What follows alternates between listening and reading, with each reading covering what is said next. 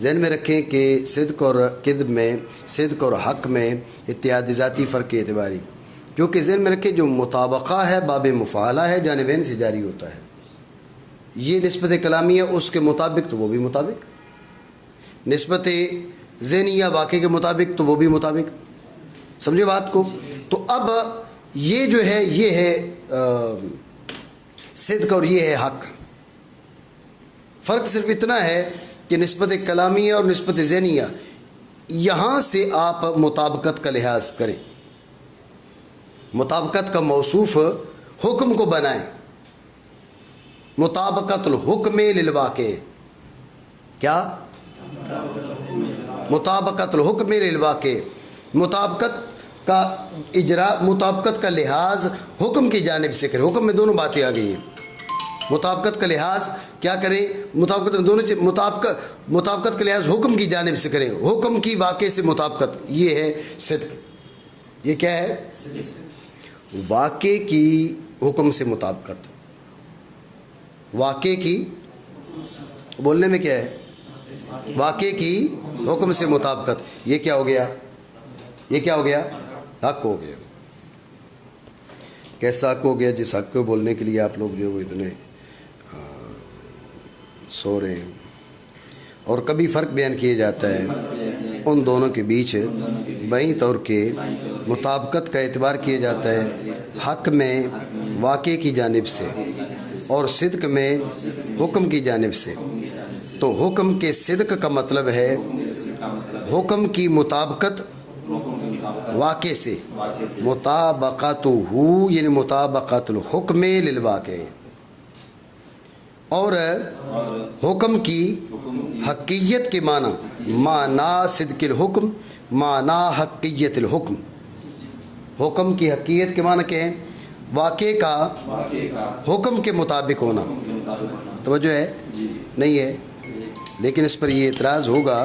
اب دیکھیں نا، معنی حقیت الحکم، معنی حکم کے حق ہونے کے معنی، حکم کا حق ہونا، حقیت الحکم. یہ کس کی صفت ہے؟ حکم کی. کس کی صفت ہے؟ حقیت الحکم، حکم کا حق ہونا کس کی صفت ہے؟ بولے. حکم کا حق ہونا حکم کی صفت ہے. مطابقت الواقع ایاہو، واقع کا مطابق ہونا، یہ کس کی صفت ہے؟ واقع کی. یہ کس کی صفت ہے؟ واقع کی. حقیت الحکم یہ صفت ہے حکم کی. مطابقت الواقع یہ صفت ہے واقع کی. جب واقع کی صفت، معنی حقیت الحکم، حکم کے حق ہونے کا مطلب کیا ہے؟ واقع کا مطابق ہونا. حکم کی صفت کا مطلب ہے واقع کی صفت. یہ تو عمل درست نہیں ہے. نہیں، معنی حقیت الحکم مطابقت الواقع یا ہو جی. تو حکم کے حق ہونے کا مطلب ہے واقع کا مطابق ہونا، جس کے بھی مطابق ہونا لیکن واقع کا مطابق ہونا. تو معنی حقیت الحکم، حقیت الحکم یہ حکم کی صفت ہے اور مطابقت الواقع یہ واقع کی صفت ہے. اب یہ بتائے کہ حکم کی صفت کا مفہوم یہ کیسے ہو سکتا ہے کہ بھئی واقع کی صفت؟ بات ہے ذہن میں؟ تو اس میں اشکال ہے. بات ہے ذہن میں؟ یہ اعتراض کیا جاتا ہے. تو اس کا ایک جواب یہ دیا جاتا ہے، توجہ رکھیں، کہ مطابقت الواقع ایاہو کا مطلب ہے کون الحکم بحیث یطابقہ الواقع. کون الحکم بحیث یطابقہ الواقع، حکم کا یوں ہونا کہ واقع اس کے مطابق ہو. تو جو ہے مطابقت الواقع ایاہو سے کا مراد کیا ہے؟ مراد ہے کون الحکم بحیث یطابقہ الواقع، حکم کا یوں ہونا، اس حیثیت سے ہونا، اس انداز میں ہونا کہ واقع اس کے مطابق ہو. کون الحکم، حکم کا ہونا، حقیت الحکم، حکم کا حق ہونا، کون الحکم، حکم کا ہونا. دونوں صفت کس کی ہے؟ بولے. دونوں صفت کس کی ہے؟ دونوں صفتیں حکم کی، جب دونوں صفتیں حکم کی ہے اب یہ درست ہے۔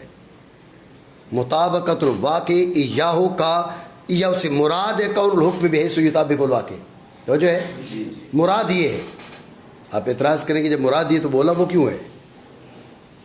جی یہ اعتراض تو اس کا جواب یہ دیا جائے گا کہ کون الحکم بحیث یطابق الواقع، یہ چونکہ مرکب ہے اس سے، جیسے مطابقت الواقع للحکم، مطابقت الحکم للواقع، اس قسم کا اشتقاق اس سے نہیں ہو سکتا نا، کون الحکم بحیث یطابق الواقع، جی کون الحکم بحیث یطابق الواقع، یہ چونکہ مرکب ہے اس سے اشتقاق نہیں ہو سکتا تھا کس کی صفت کا؟